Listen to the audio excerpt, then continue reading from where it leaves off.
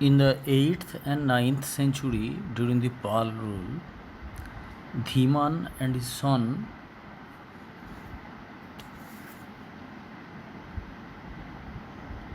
Bitopala, Bitpalo were renowned artists of the Barendra region. They attained great fame in their work on metal sculpture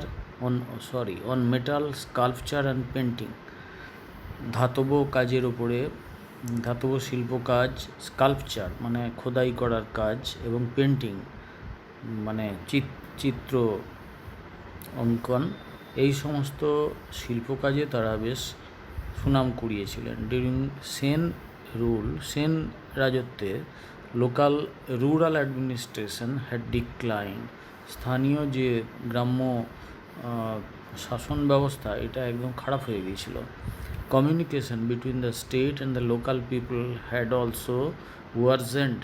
সাধারণ মানুষের সঙ্গে রাষ্ট্রের বা ওই kingdom মানে রাজার রাজ্যের যে যোগাযোগ সেটা বিচ্ছিন্ন হয়ে গিয়েছিল, খারাপ হয়ে গিয়েছিল। The state had disintegrated into smaller territories. ছোটো ছোটো রাজ্যে দেশটা ভাগ হয়ে গিয়েছিল। ইন দি সেনা ইনস্ক্রিপশন, সেন যুগের যে সমস্ত খোদিত লেখা লিপি পাওয়া যায়, there is reference to queen, সেখানে রানীর উল্লেখ আছে। This shows that women enjoyed an important place in the royal family, যে মহিলারাও রাজ পরিবারে গুরুত্বপূর্ণ স্থানের অধিকারিণী ছিলেন। But before that the mention of queen has not been found in the Pal age. However, the common people were quite well off. সাধারণ মানুষ ভালোই ছিল। However, the economic condition of the landless peasantry and the laborers was not good. এই ভূমিহীন কৃষক এবং শ্রমিকদের আর্থিক অবস্থা ভালো ছিল না। Such evidence can be found in contemporary inscriptions. সমকালীন খোদিত লিপিতে এর প্রমাণ পাওয়া যায়। The caste system was more rigid in the Sen period than in the Pal period. Pal যুগের চেয়ে সেন যুগে জাতি ব্যবস্থা, এই যে ব্রাহ্মণ, ক্ষত্রিয়, বৈশ্য, কায়স্থ, এইসব নানা রকম আছে না, এই ব্যবস্থা আরও শক্তপোক্তভাবে সমাজের মধ্যে শিক গেড়ে বসে। Under the Sens, Buddhism was neither spread not propagated as in the Pal period. পালেরা যেমন বুদ্ধিজম প্রচার করতে দিতেন, বুদ্ধিজমকে বৌদ্ধ ধর্মের বৌদ্ধ বিহার তৈরি করার জন্য অর্থ সাহায্য দিতেন, বৌদ্ধ ধর্ম প্রচারে সাহায্য করতেন। সেনরা তা নয়, তারা বেদিক অ্যান্ড পৌরাণিক religions merged Brahmanical Hinduism, gods and goddesses,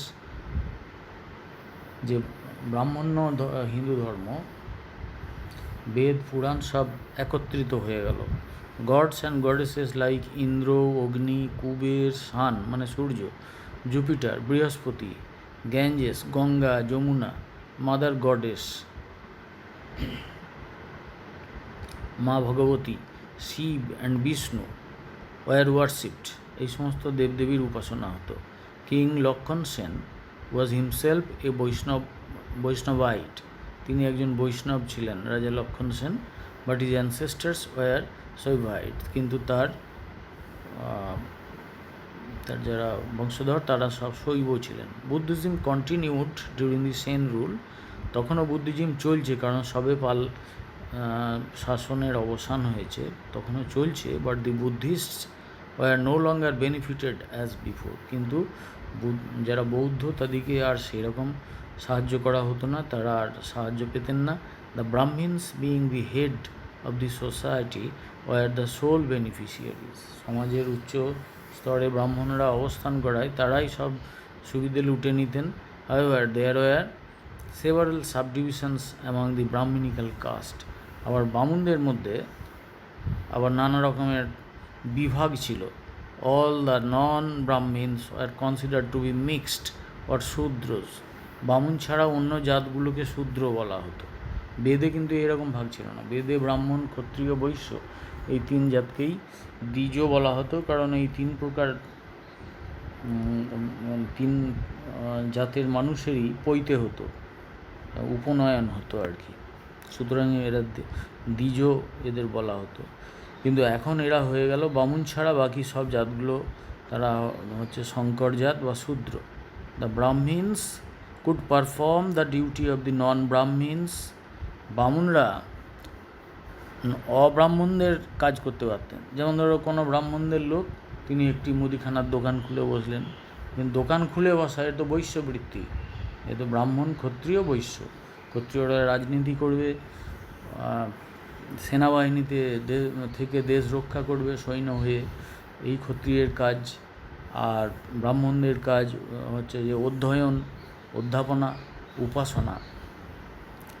আর বৈশ্যদের কাজ ব্যবসা বাণিজ্য।